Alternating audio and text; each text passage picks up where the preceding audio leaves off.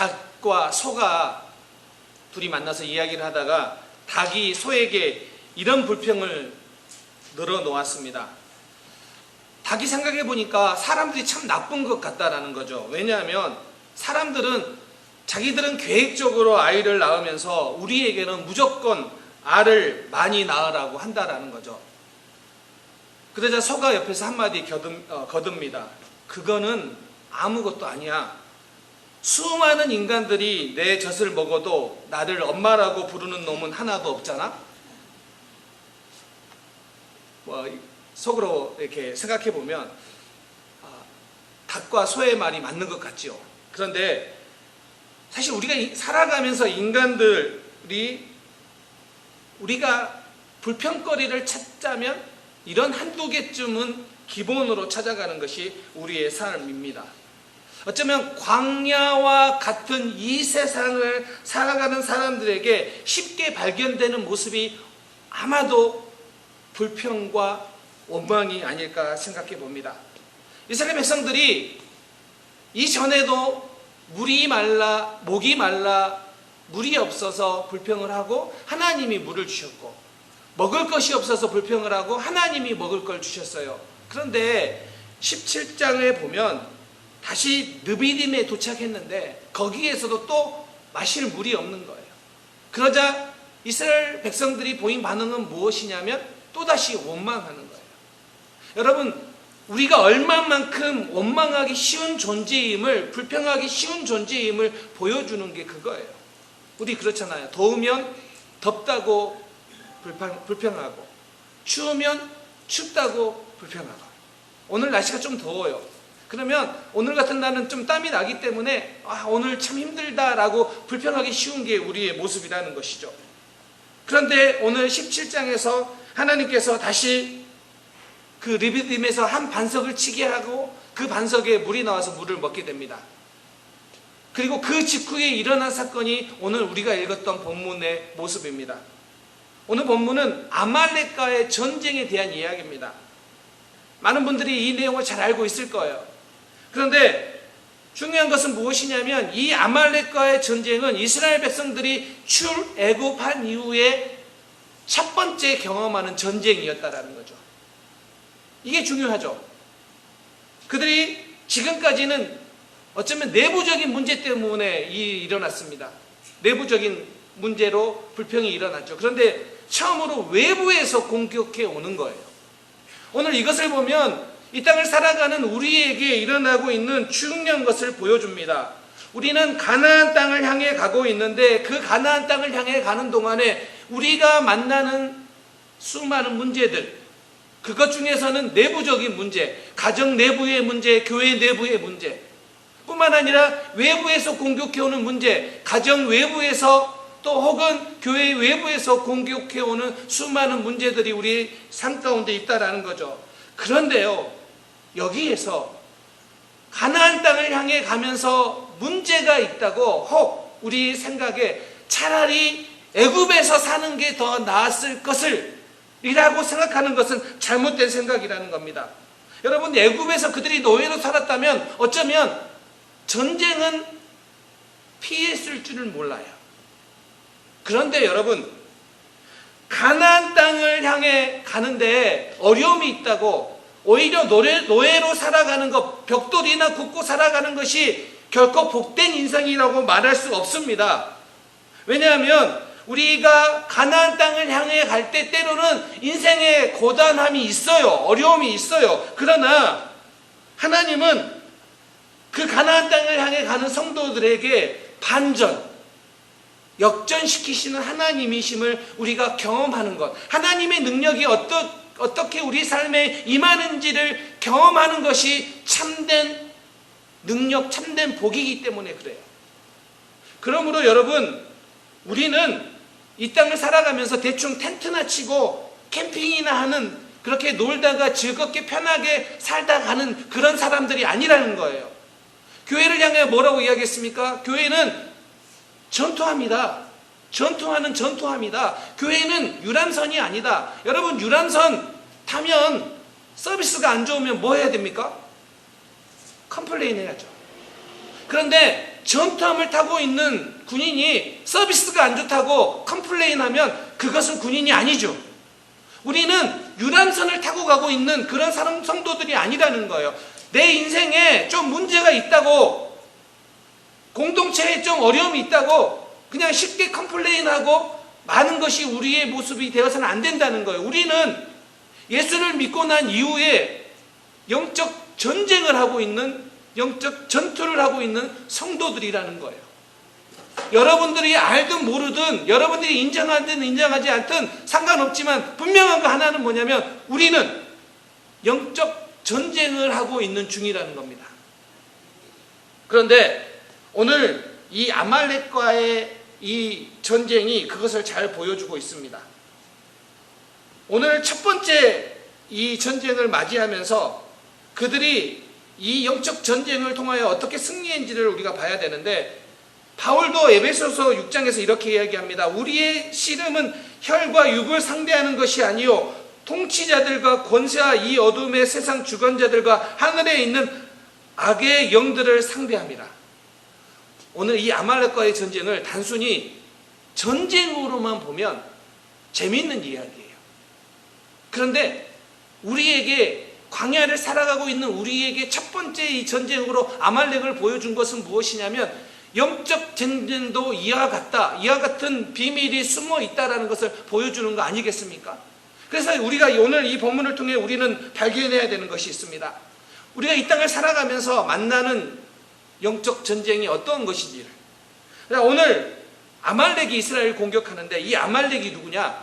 창세기 36장에 보면 에서의 손자가 아말렉인데 거기서 시작된 족속이 아말렉 족속이에요.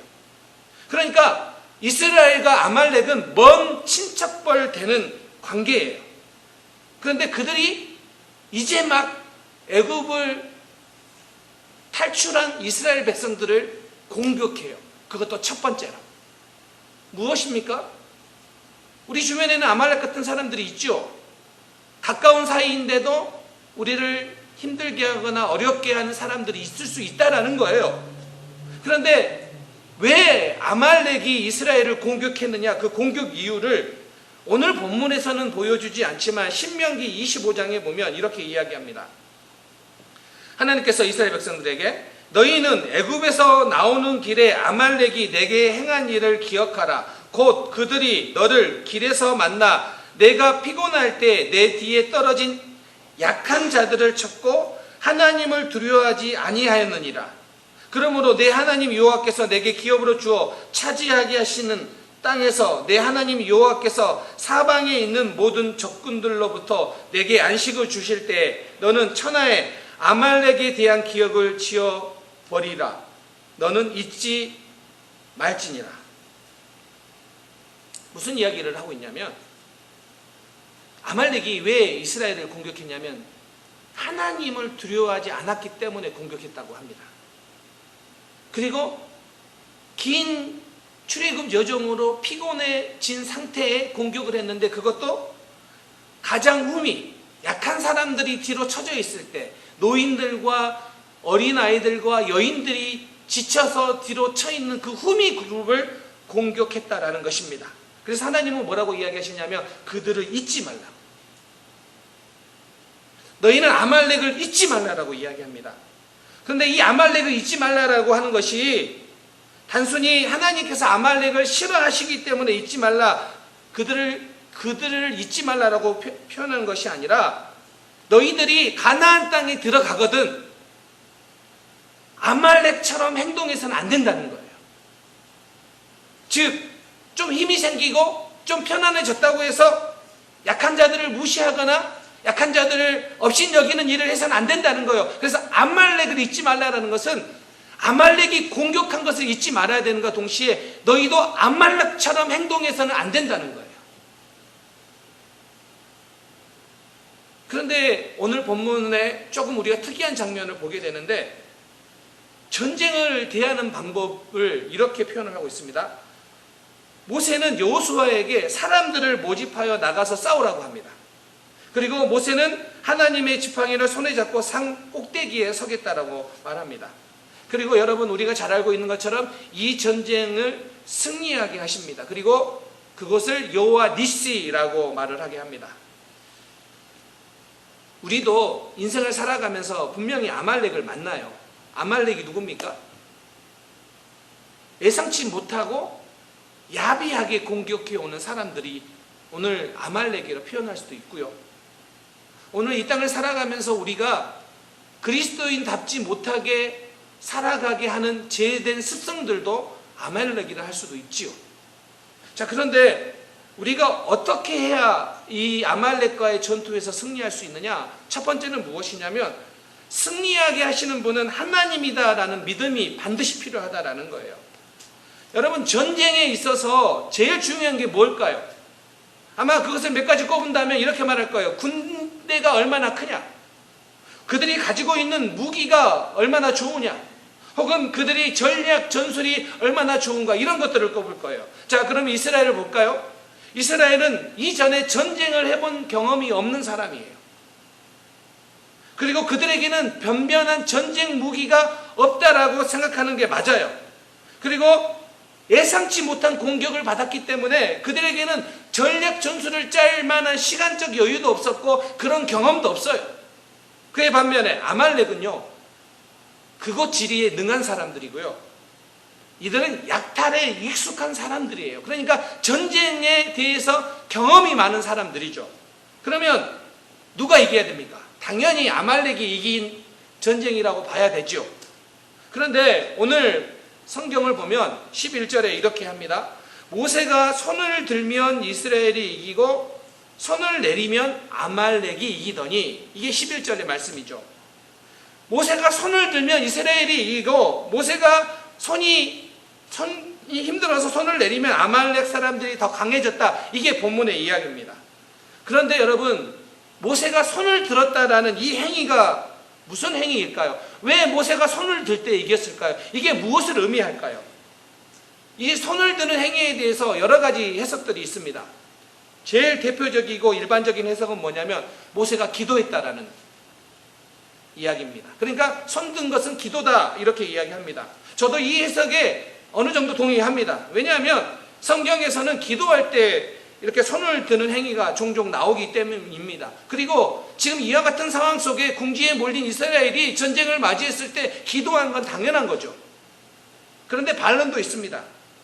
모세가 손을 드는 행위가 기도라고만 해석을 한다면, 그러면 모세가 손을 들어서 힘이 빠져서 손을 내렸다라는 것은 그때는 모세가 기도를 안 한 거냐? 아니, 어떻게 전쟁의 그 상황 속에서 계속해서 기도해야 되지, 조금 있다가 기도를 멈출 수 있느냐? 그게 조금 어울리지 않다라고 말하는 반론도 있고요. 유대 납비들은 모세가 손을 드는 행위를 전쟁 깃발을 들었다라고 해석을 합니다. 그러니까 모세가 이 깃발을 들었는데 그 깃발이 어떤 깃발이냐? 이 깃발은 하나님이 우리와 함께 해주시는 상징으로서의 깃발을 들고 있었다. 그래서 이 깃발을 들었을 때 그 깃발을 본 군사들이, 백성들이 힘을 얻었다라는 해석입니다. 그래서 17장 15절에 여호와 니시가 뭡니까? 여호와는 나의 깃발, 니시가 이게 나의 깃발이란 뜻이죠. 승리의 깃발, 그렇게 해석하는 해석도 있습니다. 자, 그런데 저는 우리가 봐야 될 것은 무엇이냐면, 여기에서 중요한 것은 그게 어떤 것이든 중요한 것은 무엇이냐면, 지금 이 전쟁은 하나님이 싸우시는 전쟁이에요. 여러분, 전쟁의 주도권이 어디에 있습니까? 필드에서 싸우고 있는 요수아에게 있는 게 아니었어요. 오늘 이 전쟁을 통해 보여주는 것은 무엇이냐면, 모세가 손을 들면 이기고 손을 내리면 지는 전쟁이에요. 자, 손을 든다라는 의미가 여러 가지 의미가 있지만 가장 중요한 의미는 무엇이냐면 하나님을 의지한다는 행위예요. 이게 전쟁의 승리의 비결이에요. 오늘 이 땅을 살아가면서 우리에게 많은 어려움이 닥치기도 해요. 맞아요. 아말렉과 같은 사람들이 쳐들어와가지고 비겁하게, 비열하게 우리를 대하기도 해요. 그래서 우리가 때로는 힘들고 어려울 수도 있어요. 그런데 중요한 것은 무엇이냐면 손을 들여야 이긴다는 거예요. 근데 이 손을 드는 행위가 뭐라고요? 하나님을 의지하는 행위라는 거예요. 그리고 하나님을 의지할 때 누가 싸워주신다고요? 하나님이 싸워주신다고요. 아멘입니까? 여러분, 우리의 삶에 우리가 손을 들 때, 하나님을 의지할 때 하나님이 싸우신다. 이게 오늘 이 아말렉과의 전쟁에서 보여주고 있는 승리의 비결이에요. 또 17장 9절에 보면 모세가 여호수아에게 사람을 택하여 나가서 싸우라 하고 모세는 이렇게 말합니다. 내일 내가 하나님의 지팡이를 손에 잡고 산 꼭대기에 서리라. 여기서 이 서리라라고 하는 이 히브리어가 뭐냐면 나차브예요. 이 나차브는 아무것도 하지 않고 그냥 가만히 서 있다라는 뜻이 아니에요. 그냥 아무것도 하지 않고 가만히 서 있는 동사가 아마드라는 동사를 써야 되는데 여기는 아마드가 아니에요. 그러니까 산 위에 서서 이렇게 보고 있겠다가 아니에요. 산 위에 서서 나차브, 이것은 뭐냐면 확고하게 서다라는 뜻이에요.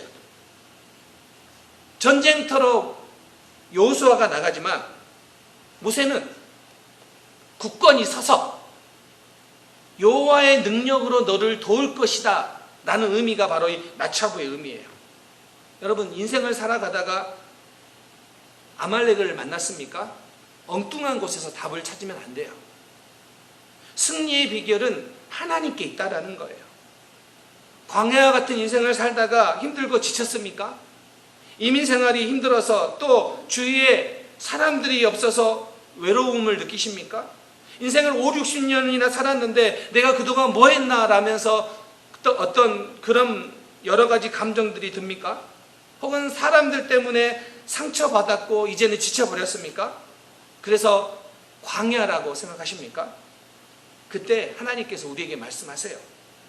인생을 살아가다가 예상치 못한 아말렉을 만나거든, 인생을 살아가다가 야비한 아말렉을 만나거든, 우리가 주목하고 피해야 될 곳은 하나님이다. 여러분들이 아말렉을 만나서 어떻게 이길까 고민하다가 다른 곳을 피하면 안 돼요. 다른 방법을 찾으면 안 돼요. 우리가 피해야 될 것은 무엇입니까? 하나님입니다. 하나님의 인도하심을 따라 살아가다 보면 하나님이 반드시 승리하게 하십니다. 아멘. 그래서 이 아말렉과의 전쟁은 여호수아가 잘 싸워서 이긴 것도 아니고 모세가 손을 오래 들고 있어서 이긴 것도 아니고, 첫 번째 이유는 뭐냐면, 그것도 다 중요하지만 첫 번째 이유는 하나님이 승리하게 하신다는 거예요. 그래서 우리는 하나님을 의지해야 됩니다. 저의 어렸을 때를 생각해 보면 저는 꿈이 별로 없었던 것 같아요. 이유가 여러 가지가 있겠지만 그 당시 제가 이렇게 어른들을 보면 어른들의 인생이 이랬어요. 제가 섬에서 태어나서 살았잖아요. 근데 우리 동네 어른들이 저희 부모님을 포함해서 다 그 섬에서 태어났어요. 그리고 그 섬에서 자라요. 초등학교를 다니다가 중학교를 다니다가 농사를 지어요. 농사를 짓다가 나이가 20살이 넘어가면 이제 결혼을 하는데 그 섬에 있는 여자와 결혼해요. 종종 외부 여인과 결혼하는데 그래봤자 옆섬이에요. 그러니까 다 섬이에요. 그리고 그 섬에다가 평생 섬에서 농사를 짓다가 그 섬에서 죽어요. 그리고 그 섬에서 묻혀요.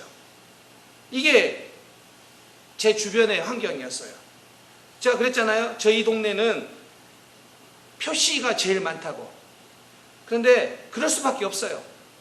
다 그렇게 살아가다 보니까. 그런데 어렸을 때 제가 그 산소에 벌초하러 가잖아요. 그때 이제 부모님들이 데리고 가잖아요. 그러면 자, 이게 할아버지 할머니다라고 이제 그 묘를 가르쳐 줘요. 그러면 거기서 이제 벌초하는데 제가 도와주거나 제가 옆에서 이제 보지요. 이 정도만 되면은 되겠는데 이제 또 다른 또 할아버지 할머니를 찾아가요.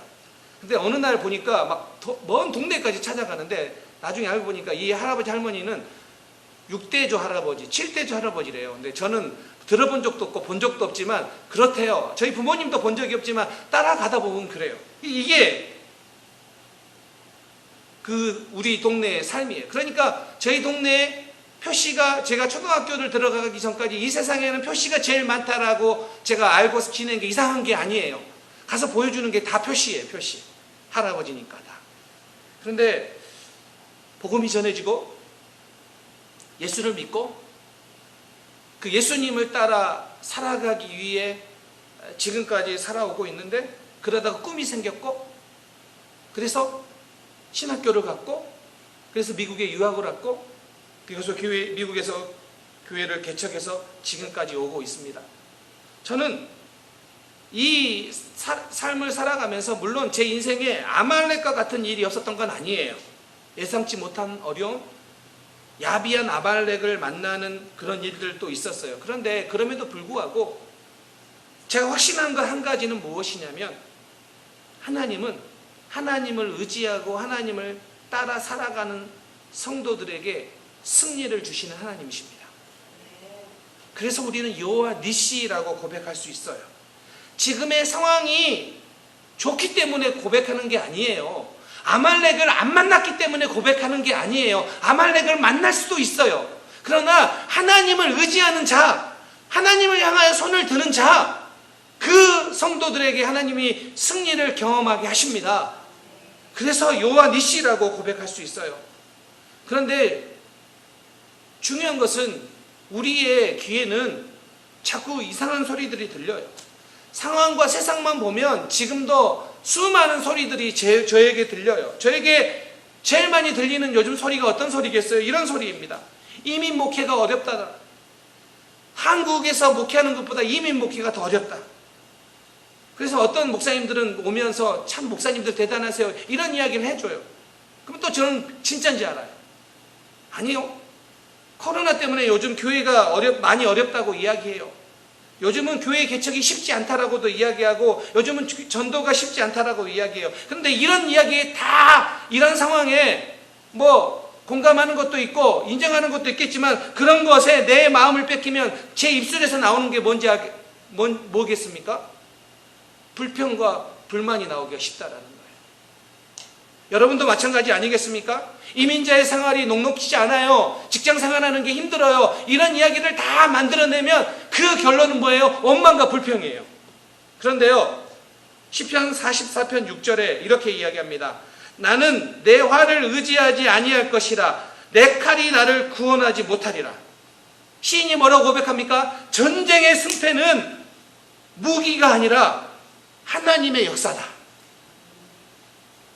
이 땅을 살아가는 성도들에게 우리를 승리하게 하는 것은 우리가 어디서 사느냐, 우리가 어떤 직장을 다니고 있느냐, 우리가 얼마만큼 집이 크느냐를 결정하는 것이 아니라, 우리가 하나님을 의지할 때 하나님이 승리하게 하십니다.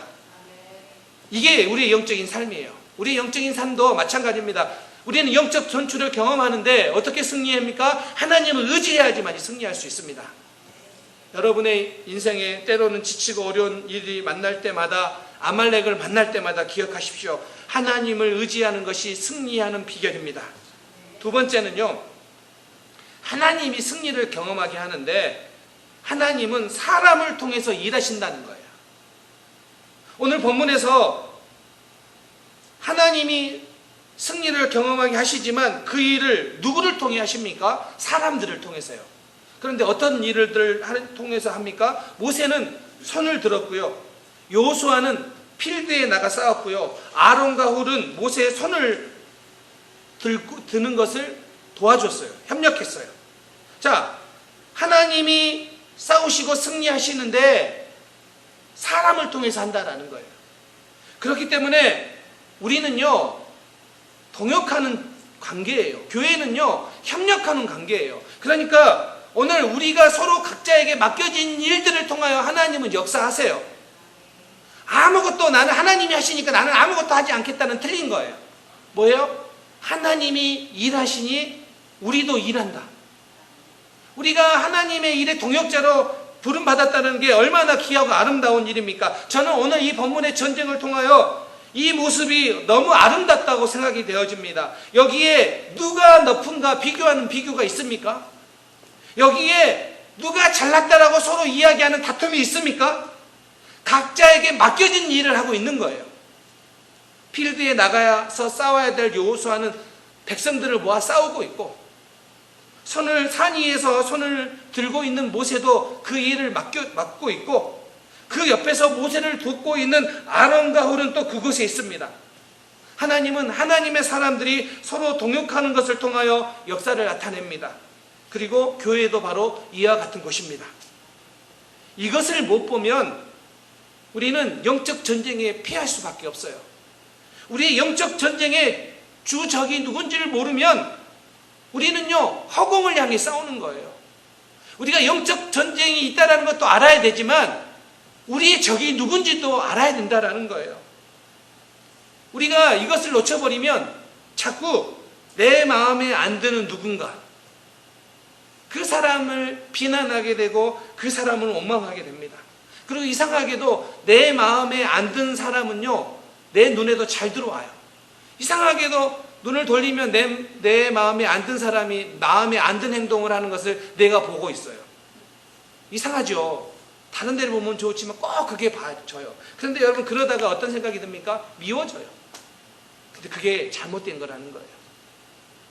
내 마음에 안 든다고 남편이나 내 마음에 안 든다고 옆에 있는 집사님이 내가 타도해야 될 사람이 아니라는 거예요. 오히려 내 마음에 안 들면 그 사람은 불쌍한 사람인 거예요. 내가 기도해 줘야 되는 사람이라는 거예요. 근데 사단은 이걸 너무 잘 알아서 이걸 이용해요. 그래서 이간질해요. 서로. 그리고 서로 부정적인 말을 하게 돼요. 그래서 성도끼리 싸우는 거예요. 이것은 주적이 누군지 모르는 영적으로 혼미한 상태에서 나타나는 현상이에요. 여러분, 우리는요, 협력해서 하나님의 역사를 이뤄내는 일에 쓰임 받아야 됩니다. 아멘. 여러분, 우리는 하나님의 일에 서로 협력해서 하나님의 역사가 일어나는 일에 사용되어야 되지, 주적이 누군지도 모르고 그냥 내 마음에 안 드는 사람들을 향하여 모든 말들을 쏟아내고 모든 비난을 쏟아내는 걸로 인하여 우리가 엉뚱한 곳에 싸워서는 안 된다는 거예요. 성도들은요, 서로 협력하여 하나님의 선하신 일을 나타내야 됩니다. 오늘 모세의 나이가 몇 살인지 아십니까? 80세입니다. 아론의 나이가 몇 살인지 아십니까? 83살입니다. 그러니까 우리 모두 나이에 적고 많고와 상관없이, 내 힘과 능력이 있고 없고에 상관없이 우리는 이와 같은 일을 할 수 있습니다. 이 출애굽기 17장은 고린도전서 10장에서 바울이 우리가 오늘 읽었던 아말렉과 전쟁 바로 전에, 같은 장소에서 바로 전에 일어났던 그 르비딤에 물이 없었던 사건을 가리켜서 뭐라고 이야기하냐면 그 반석을 예수 그리스도라고 이야기합니다. 그리고 바로 이어진 사건이 바로 오늘 이 사건입니다. 저는 모세가 손을 높이 드는 이 행위가 단지 기도했다 아니면 승리의 깃발을 들었다라는 정도에 머무는 것이 아니라 오늘 이 사건은 동일하게 예수 그리스도의 십자가의 사건을 나타내고 있다고 저는 믿습니다. 반석이 예수 그리스도인 것처럼 바로 여호와 니시, 승리의 깃발도 예수 그리스도를 의미합니다. 무슨 의미일까요? 이 땅을 살아가다가 우리는 하나님과 동행하고 싶지만 종종 무너져요. 불평을 하게 되고 무기력해지고 아말렉을 만나면 흔들려요. 그런데 그 모든 상황들 속에서도 다시 힘을 내서 일어나게 하는 것은 십자가의 그 능력을 의지할 때라는 거예요. 여러분, 무엇 때문에 걱정하십니까? 무엇 때문에 어려워하십니까? 십자가를 의지하십시오. 그때 그 상황 속에서도 여러분이 일어날 수 있는 그 힘을, 그 능력을 여러분들이 경험하게 될 줄 믿습니다. 말씀을 마무리하려고 합니다. 14절에 보면 여호와께서 모세에게 이르시되 이것을 책에 기록하여 기념하게 하고 라고 기록하고 있습니다. 이 전쟁에서 아말렉과 싸움에서 이기긴 이겼는데 진멸하지는 못해요. 그런데 이 아말렉이 이제 계속해서 이스라엘을 괴롭히는 그 역할을 해요. 그리고 나서 사무엘상 15장에 가면 이스라엘 초대 왕 사울왕을 세울 때 하나님은 사울에게 아말렉을 진멸하라고 합니다. 그런데 여러분, 사울이 아말렉과 전투에서 이기지만 신멸하지는 않습니다. 좋은 것은 남깁니다. 그리고 다시 다윗 시대에 가서 비로소 아말렉이 무기력하게 됩니다. 그런데 역대상 4장 43절에 보면 오늘 이 사건으로부터 약 500년이 지난 뒤에야 히스기야 왕 때 그 시대에 심므온 지파는 아말렉 족속을 완전히 제거했다라고 기록하고 있습니다. 하나님의 일하심이 이렇습니다. 지금 당장 눈에 보이지 않지만 하나님이 대대로 싸워서 진멸하십니다. 오늘 우리가 하나님을 의지해야 되는 것은 오늘 당장 우리 눈에는 보이지 않는 것도 있어요. 기다려야 되는 것도 있어요. 그러나 하나님이 반드시 승리하게 하심을 믿고 오늘 우리는 아말렉 앞에서 두려워하거나 도망하지 말고 여호와 니시 하나님의 이름을 부르며 나아갈 때 우리의 삶에 승리하는 일들이 나타나게 될 줄 믿습니다. 사랑하는 성도님들, 여러분의 자녀 때문에 고민하고 걱정됩니까? 여호와 니시, 이 하나님을 붙잡으십시오. 여호와 니시를 붙잡고 나아갈 때 하나님께서 승리하게 하시는 그 놀라운 역사가 여러분과 여러분 가정 가운데 충만하게 나타나시기를 주님의 이름으로 축원합니다. 아멘. 기도하겠습니다.